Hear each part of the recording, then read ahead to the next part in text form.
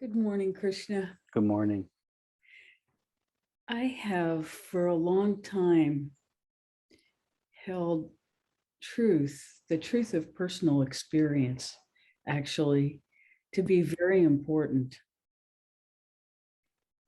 sort of a guiding principle internally. And I'm wondering if that's really the highest thing to hold for oneself, because that's not.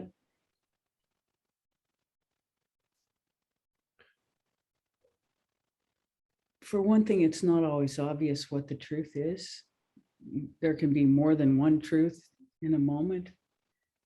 It's sort of a multi-dimensional, movable, as one's experience changes, so does what appears to be true.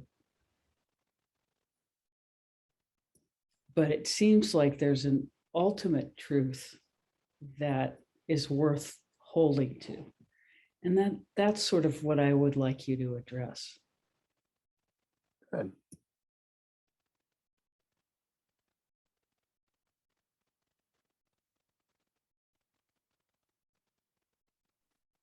What people call ultimate truth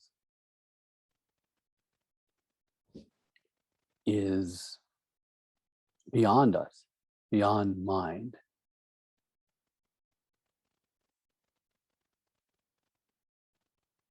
Beyond the capacity of the mind to formulate.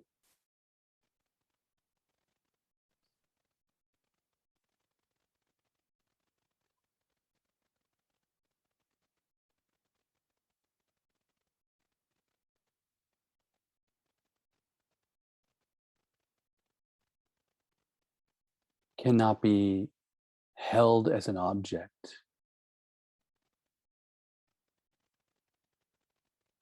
And so can't be pursued in the strictest sense.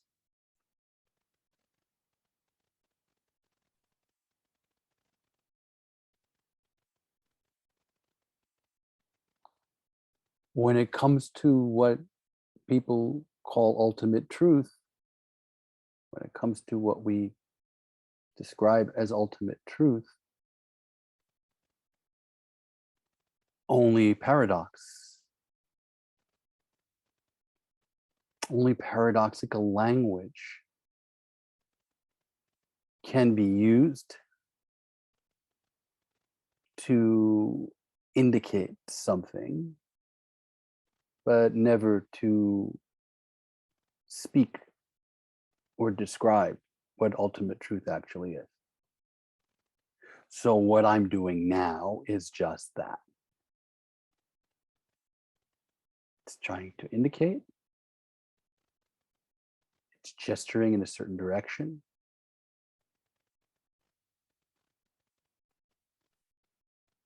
But the direction is not objective. It's not as though it's not as though ultimate truth is in the same. You can't say anything about it, right? Everything I say is not exactly correct, but it's not an object to you.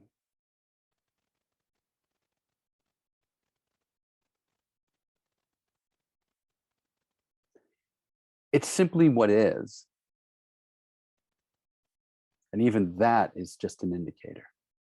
It doesn't describe it. It doesn't, like whatever, the thing of when I say it's just an indicator is like when a word is spoken or a phrase is given, what the reason that we enunciate phrases or write them or speak them is to create either an image or a feeling in the hearer.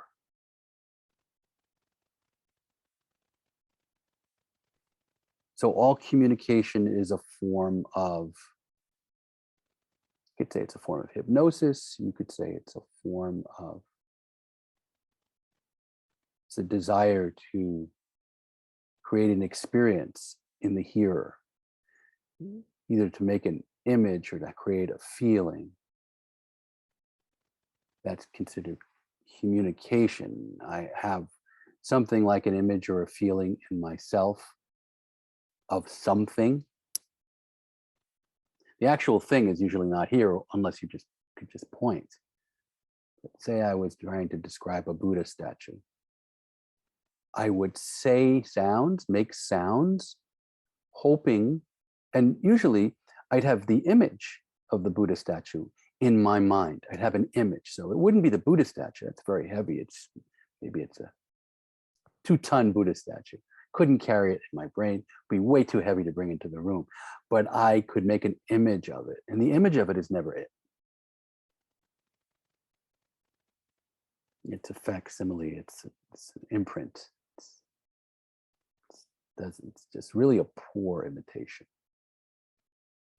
of the actual 2-ton Buddha statue.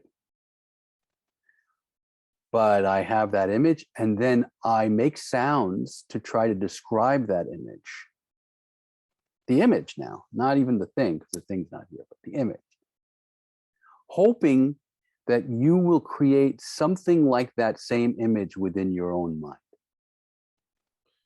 And then the words are like, ah, yes, I understand. And then you describe the image you make in your mind to me. And I go, oh yeah, you've got it. But why? Because I have a little checklist. It's not the same image as the image I have in my mind. It really isn't. But it's close enough that you understand me.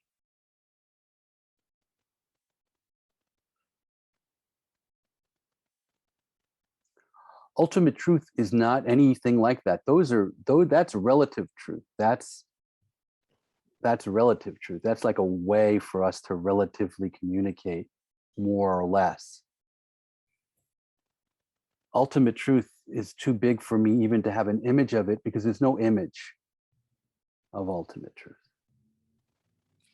Well, it seems like the question itself sort of creates a portal, if that's a word. Creates a portal to what, from what, to where, between what? Yeah, it all limits it. Yeah, I mean, it's the same thing. That's what the secret is. Limitation and communication is exactly the same thing. It's not that you can somehow communicate something without limits, like no, it's like to communicate is to make a fax, a real fax machines or a mimeograph, and then deliver that, and then the person gets that, and then they make their own version in their head out of that. So it's actually to distort. Well, someone once, what was the phrases they used? Distort, delete, and generalize. That's what communication is. All communication, always, every moment we communicate, that's what's happening. It's not that, if you just do it right, you wouldn't. No, that's it. That's right. So ultimate truth, you can imagine, it's not even something that my mind could hold. So how could I possibly give you a picture? In a way, what I'm speaking of now is the limits of relative truth, and that is the way you point to ultimate truth. Say things like it just is. You could say it's your own nature. You could say it's reality itself. You could say it's what we're looking for in all the relative truths. If you could add up all the relative truths that ever were, you'd approach it, but you'd never actually get it. So ultimate truth ends up being, in itself, it's not this. But for the relative mind, which is all that we have. Now, that's not entirely true either. We have ultimate truth. In fact, we are living in ultimate truth, and we are ultimate truth. But in terms of having, owning, like a person owns. A person does not own ultimate truth. Ultimate truth owns all people. all people are arising in ultimate truth. But people don't own the ocean. It's like saying a wave owns the ocean. A wave is the ocean, but only by losing its waveness does it become really is that phrase fulfilled. A wave is the ocean, even as the wave, it's the ocean. And what else is it made of but ocean? But to really fulfill being oceanness, the waveness has to disappear, and then the wave actually, imprecisely, relatively speaking, again, relative truth is imprecise, isn't what it appears to be. In a sense, relative truth isn't even truth, because if you really describe it like I just did, you get that it's actually not truth. What's being communicated is some form of misunderstanding that's close enough that we say, oh, you got it. Some form of not exactly what I mean, you get. And it's close enough that I feel satisfied. And the more insight there is into the nature of perception and communication, the more the different it means something different to the speaker to be understood. Because if you know all you're trying to do is get the person to go, ah, yeah, got it, and it's more or less, and that's all you can hope for, then this whole thing of I need to be seen and I need to be known, you realize how absurd that is if it's taken to an extreme. And you also realize that the individual person, the relative person, needs to feel as though somebody else has an approximation of their truth in any given moment in order to not feel alone. But it's not as though people really get them, ultimately. Ultimately, we're alone in that sense. No one ever gets our thing. But what do we have except our own experience? You don't really, speaking relatively, don't really have a choice, Rebecca. You must trust your own. And then you say, well, I don't trust my own, I trust, and then you just fill in the blank. These scriptures, like these Hindu scriptures or these Buddhist scriptures, I trust them because I can't trust myself. But do you see, this is a little trick of the mind, because you're trusting your sense that you have to trust the scriptures. Whoops. You're trusting yourself again. No, I don't trust myself. I trust my guru. My guru understands. Again, you're trusting yourself, your capacity to know that this is your guru. How do you know he's even really a guru? You never know. You always have to trust. Whether you trust your master, or you trust a scripture, or you trust your spiritual experiences, all you're ever, and some combination of those three or many other things, all you're ever trusting is your own insight, your own clarity. You can't, there's no way out of that. It's like saying, can my finger touch something without feeling my finger? No, you're always going to feel your finger. Or it's like putting on rubber gloves and I give you all these objects and I say, what are you feeling now? And you say, oh, I'm feeling this. What are you feeling now? I'm feeling this. And then there's one very wise person who you do the exercise with, and I say, what are you feeling now? And they say, rubber. What are you feeling now? Rubber. What are you feeling now? Rubber. You have rubber gloves on, all you feel is rubber. So it's always you. And this is why in many traditions, particularly in Buddhism, but in Hinduism, it's Stoicism for sure, they speak about the importance of developing your own discrimination, of seeing that and then paying attention to your own instrument. The things that seem to be,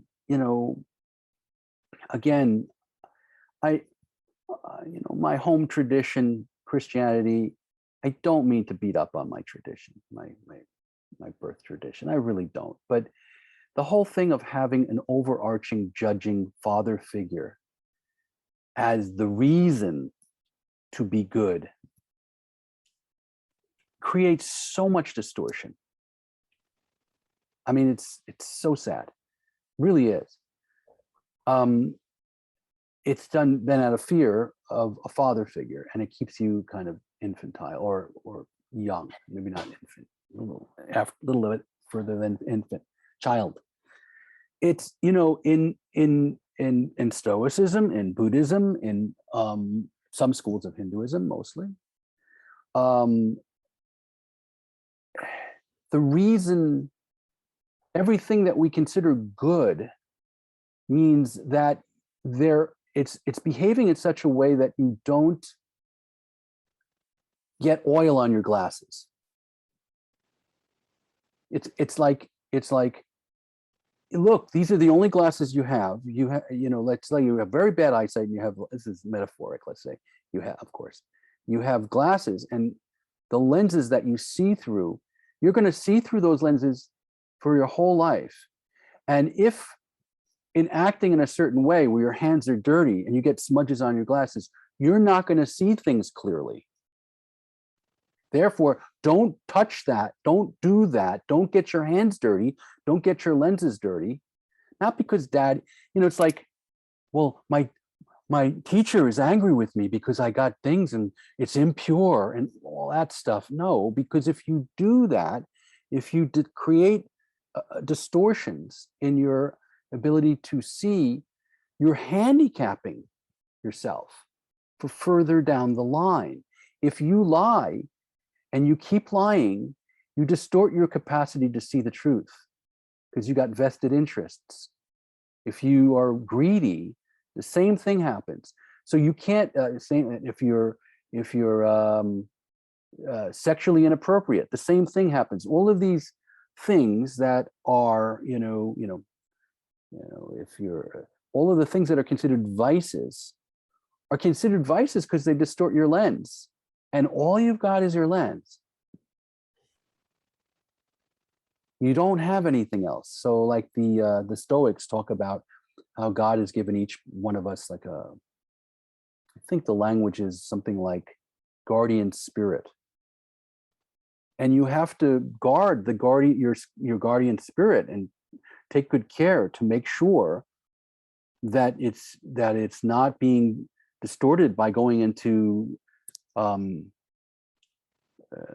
by doing things that are going to skew your ability to see a situation clearly. And it's like getting, you have a protector and you get him drunk. Not good. You walk down the wrong alley, you're going to get beat up because your protector is not able to fight or protect you. Or it's like dulling your blade and then you go into battle. I mean, these are violent metaphors, but I mean, you can think of other metaphors that are not so violent. I've been watching too much medieval stuff. But knights and all this kind of thing. But any metaphor which describes that if you are distorting your own mind by engaging it in things that make it a little drunk in some ways, riled up over certain things, then you can't see things clearly. And if you can't see things clearly, then it's one mistake after the other. Then you do more, it's a cycle. You do more things that create more distortion, more things that create more distortion. And then they say, well, the best thing to do then, all of them, see, the Christian word is repent. And you think, oh, well, my dad is angry at me. My parents are very angry and they're going to spank me. So I better stop doing this so they'll be happy with me. That is so different than, oh, I better stop taking this toxin. Better stop eating this thing that is producing hallucinations so that I have clear sight so I could see where I am in town and I can make my way home. And yeah, it takes a little while. But you only can use the lens you have. So you do your best with the insight that you have. And the more you honor yourself by not muddying your own lens in the name of feeling good, you know, if you fool yourself about this and you go, oh, what the hell, no problem. You think it doesn't matter, but the switch is on later when it does matter about something else and you don't realize that. You go, oh no, I won't fool myself about this, only about this. And then you do. So it's sort of like, in the name of feeling good, we toy with our capacity to see clearly or to have good discrimination. And so it's of the utmost thing to stop doing that. And then, you know, it corrects. The glasses eventually become clean and you can clean them and you can move further and further towards using your insight. But what a difference in terms of like not engaging in quote unquote vices and the reasoning involved is so much clearer this way. And it's so much more empowering and sobering. See, the thing about again, I don't mean to beat up on my tradition, but the thing about Christianity is then they have this thing where, well, the whole reason things are going wrong is Daddy is mad at me. So, Daddy, please forgive me. Oh, you're forgiven. Now everything's fine. It's like magic. It's not how it works. It's like you still have to get that lens clean. In other words, you still have to choose to see things clearly, and you know, and that takes some effort. And I say choose to see things clearly. It's like if you know that like for me it's anger, you know, for all kinds of reasons having to do with my childhood and where I was raised and everything. Anger is fine, it's acceptable. Yeah, but it really messes havoc with your nervous system, makes you jump to do certain things you wouldn't do otherwise. It messes with your perception, really. So I work with that. I'm constantly cleaning my mirror in terms of that. I'm going, okay, take a breath. All right, you don't know what's going on. What's going on? And so the more that happens, the more likely it is that I am moving in such a way that is based in the best relative truth that I have available. That's what it is. It's your best relative truth. Mm-hmm. So in Buddhism, this is very clearly spelled out. They're called the two truths: relative truth and ultimate truth. And particularly in Mahayana Buddhism. And relative truth is horizontal truth. It's actually, Buddha was really clear, both are functioning and important. Even though relative truth is not ultimately true, it's a kind of skillful means to an end.